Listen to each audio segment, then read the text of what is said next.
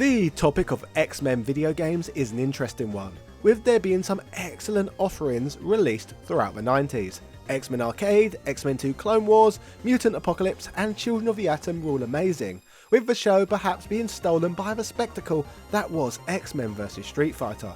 In the realm of 2D sprite-based fighting games, Capcom had managed to draw the absolute best out of the X-Men license. Still, some of the best-selling fighting games over the period, such as Soul Blade and the Tekken series, featured fancy 3D polygonal models, so it was only a matter of time until X-Men would have a polygonal-based fighter to call its own.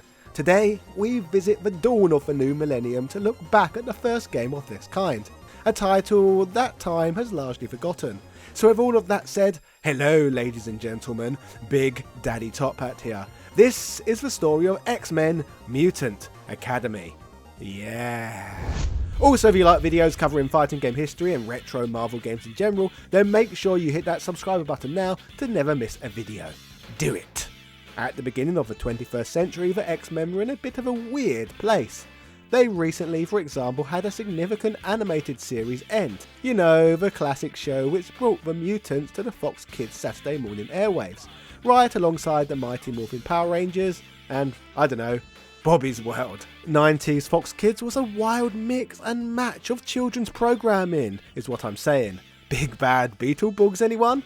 Away from television, the comic books at the time had cooled off a little bit too. We had moved a long way from 1991's X-Men Issue 1 being the best-selling comic book of all time, and the major bump in sales the Age of Apocalypse event provided in 1995 was now half a decade ago. Despite all of this didn't stop 20th Century Fox wanting to gamble on releasing a major motion picture featuring these homo superior superheroes. An X-Men movie was certainly worth a punt. After all, the Blade movie had performed great, so why not another comic book property? July of the year 2000 would see the release of the movie simply titled X-Men, a massively successful motion picture event that would launch an entire timeline of mutant-related films. A strong case could suddenly be made that the X-Men were more mainstream than ever before. So this raises the question, where does Mutant Academy fit into all of this? Well, to put the game into context, let's flash back to where the theatrical mutant started. In the original X-Men movie, Wolverine and Rogue joined the already existing X-Men team to fight against Magneto's plans to mutate humanity from the Statue of Liberty. Much of this is experienced through the lens of Rogue, who in the movie is a confused teenager new to her powers, and thereby the stand-in for the viewer to explore the world. This movie set the stage for at least 24 years of films, with Hugh Jackman's breakout performance as Wolverine resulting in him even probably returning for one last adventure in the upcoming third Deadpool movie, and Professor X having returned one last time in last year's Doctor Strange in the Multiverse of Madness. As mentioned during the introduction of this video, the decade leading up to the movie had seen a significant amount of X-Men video game releases. Arguably the most celebrated of these were the fighting games from Capcom, which could be enjoyed on both the Sega Saturn and Sony PlayStation. Fighting games were the perfect fit for these mutant misfits, as what is more satisfying than beating the hell out of each other with fists, bitch claws, laser blasts, psychic knives and the rest? X-Men, Children of the Atom and the subsequent Street Fighter and Capcom crossovers that followed are all memorable sprite-based classics. But let's be honest, 2D graphics were far from common or en vogue at the time, and looking back, nobody associates them with the Y2K millennium aesthetic. By the year 2000, 3D polygonal graphics were essentially a standard by this point, with Capcom's 2D fighting games being a rare outlier amongst the gaming landscape. So it just made sense for a polygonal based X-Men fighter to exist. Released on the same day as the theatrical movie, Mutant Academy cautiously tried to toe the line between comic fans and the movie fans. A shrewd move indeed, considering there was no guarantee that the movie would be a major hit. The motion picture could have easily been a significant bomb, an event which would have sunk any game directly tied to it.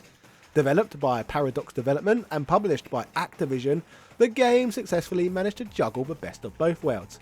Fortunately for Paradox Development, they didn't need to work completely from scratch to make this one, as they coincidentally already had a 3D fighting game engine that was going to waste. The reason for this was due to working on a title known as Thrill Kill, a game that would be cancelled for its insane levels of violence for the era. The Thrill Kill engine would be recurringly used by the company, with it being previously repurposed to create the 1999 Wu-Tang Shaolin style game. With this mindset of not letting a good thing go to waste, Paradox would look at what's worked for other mutant adventures in the arena, creating an X-Men fighting game of their very own. So let's break down in detail the experience that Mutant Academy presented us with. As for the selectable roster of characters who are available to choose from in this outing, the game features a cast of 3D stylized 2D playing fighters who were directly based on the movie. Well, for the most part at least. On the heroic side of things, we have Cyclops, Wolverine, Storm, and Jean Grey, who would all represent the ideals of Professor Xavier in the live-action film. But joining them, we also got to play as classic comic heroes Gambit and Beast. It is cool to see that they included great characters regardless of if they appeared in the movie or not. The villainous half of the cast would be represented by the theatrical Brotherhood of Evil Mutants, Mystique, Sabretooth, Toad, and Magneto. To hedge their bets across the game's roster, the characters would be largely dressed in their classic comic and animated costumes. But if you couldn't see the massive alert on the cover, which reads Mutant Academy features costumes from the movie, so cashing in directly off of the film was still part of the grand plan. Since characters like Beast and Gambit did not appear in the movie, the developers just gave it their best shot of coming up with movie-style costumes instead. As can be seen on the character select screen, each fighter's speed, strength, range and healing abilities vary, which can be seen from the information provided in the bottom corner of the screen. X-Men Mutant Academy is an overall odd home exclusive that brought the Capcom 6-button control scheme and 2D planes of battle into a 3D realm. And I'm not joking when I say they adapted the Capcom controls, as each fighter has 3 punches, 3 kicks, a block, a dash, a throw and super meters. Basically, if you have any idea how any Capcom fighter of the era worked, you instantly have a leg up if you play Mutant Academy. Building all of this, we have special moves and super moves with elements of this mirroring Capcom's work, but elsewhere the game tries to do its own thing. Quarter turns and button inputs are required to pull off many moves, but it's the super meters where things get a bit different, and slightly convoluted to be honest. Each fighter has 3 bars each at the bottom of the screen, which when filled can be used to pull off different kinds of moves. One is used for more traditional super moves, whereas the second one opens up the opportunity for more of a quick time move, where you have to copy the string of button inputs that appear on the screen. The final of the 3 is the extreme meter, with the big attack being executable when the X button symbol appears next to it. On top of all of this, there are ways to move the energy from between the meters over to other meters mid-fight, resulting in some pretty layered combat. Those who become proficient at playing this one can charge at these meters separately to pull off powerful attacks in quick succession, or if they wish, space them out. The choice of strategy is yours. Pair all this with a decent counter system, Mutant Academy was fairly solid for its time, especially for an American fighting game. Players can work through a few different modes, with the arcade mode of course being the main one for single players, with this mode also being the one that needs to be played through several times to unlock the game's 4 hidden characters. The standard other offerings are a versus mode for player versus player combat, a training mode creatively called Academy mode where gamers can learn inputs, and a survival mode which, as expectedly, involves players having to defeat as many opponents as possible on a single life. Further to this, there is what is known as Cerebro mode, where the game's bonus features are hiding. Named after the psychological enhancer and AI that Professor X uses to scan the world for mutant kind, a trailer for the live-action movie can be viewed, and comic art by the legendary Kubert family and Joe Madureira can be unlocked and more. Viewing this game through a modern lens, I have to admit the graphics are far more impressive than what I was expecting. Character models look surprisingly good for a PS1 game, and environments and lighting effects are very decent for the hardware too. All this is interesting on a technical and background level, but what did the gaming media make of this game in the year 2000? How was Mutant Academy received? IGN would report, anyone who's been fascinated by the now standard Street Fighter or Mortal Kombat juggles will find a lot to love here. Every character has a move that can launch their opponent into the air, and if corner trapped and timed right, you can keep that opponent in the air for almost as long as you want. Yes, it's a little cheesy, and if you were playing me in 2-player mode, it'd be open grounds for an arse whooping. But here, against a computer, it somehow doesn't seem so bad. Juggles aside, Mutant Academy manages to throw some innovation into the now stagnant mechanics of fighting games.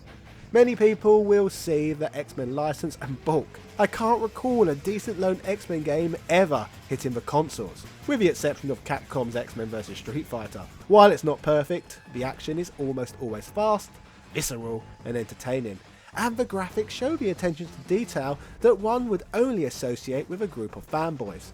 Small touches like Wolverine's poses and the resurrection of Phoenix as a main character show that Paradox actually gave this game some time. If you're not an X-Men fan, this game won't convert you, but if you are, and you can handle the rather steep difficulty, you'll have a blast. Now I imagine some of you watching at home might be really triggered right now that the IGN journalist can't recall there being a decent standalone X-Men game existing on consoles. Which does further back up my theory I mentioned in previous videos that most people didn't play Mutant Apocalypse and Clone Wars back in the day because of their at the time dated graphics. Ignoring Children of the Atom on the other hand, now that's just plain ignorance, as that was one of the most important fighting games around. Poking fun at IGN aside, it is clear that they were fairly impressed with Mutant Academy, awarding it an 8 out of 10. But what did other publications think? Well, AllGame.com, like myself, will be very impressed with this one's graphics, complementing the game's neat lighting, transparency effects, and character models. They would refer to the game as strangely satisfying, commenting the game is fun to play when you're not bobbing through the air at the hands of a malevolent Wolverine. Even if it's not as rewarding as a fighter that had more time for playtesting, it's still fun. The 3-part Super Meter is an interesting play on the ubiquitous system. GameSpots would summarise that X-Men sticks close to the standard fighting game formula, and as a result it manages to be fun for a short period of time. However, with the exception of its unique super move system, it doesn't really have any strong points for or against it. Even fans of the X-Men will be able to get by with a rental. In my opinion, such a description of Mutant Academy sums up pretty perfectly as to why this game doesn't tend to generate much, if any, attention today. This was an average game on release with a good balance of pros and cons to it. The games that tend to get talked about the most online today are usually the best and the worst, as doing so generates the most passion, clicks, and ultimately revenue. Ooh. No one is singing Mutant Academy's praises, nor is anyone lambasting it, calling it the worst game of all time. So people are not likely to play it much in 2023, because few are reminding the public it even exists. But just because no one gives a crap now, that didn't stop it selling very well at the time. In fact, due to the success of the title, Paradox Development and Activision would develop a follow-up, X-Men Mutant Academy 2. With a quick 1-year turnaround, the game had the unfortunate release date of September the 18th, 2001, 1 week after the terrorist attack in New York City and the Pentagon in the United States. The cast of the original is drastically expanded with Forge, Havoc, Juggernaut, Nightcrawler, Professor X, Rogue, Psylocke, and even Spider-Man joining the game. At one point in time, Mutant Academy was also intended for release on the Nintendo 64, where it could have potentially made more of an impact, due to fighting games on the platform being fairly uncommon. For unknown reasons though, a port to this console was cancelled, leaving this fighter on the original Sony PlayStation. Well, unless we mention the Game Boy Color version at least, but we can always talk about that one down the line for an episode of Handhelds Around the World. Thanks to licensing, the title's never been re-released past the original disc, so it's not a title you can pick up in a PlayStation Plus freebie, or in a collection of titles on modern consoles with rollback netcode, providing yet another valid reason why no one plays this today. Thankfully, a quick look on eBay reveals that the title costs less than its $40 launch price by quite a fair bit, so why not grab a copy while it's not hot? It may be janky in places, but it's decent enough to deserve a spot in your collection. Oh yeah, and this is Chad Bonin, a friend of mine. Shout out to him for helping me co-write this episode. If you want to hear more about the sequel, or even the Game Boy Color port, make sure you subscribe to the channel, as I may make videos on those too. Check out my video on this Spider-Man and Venom game now.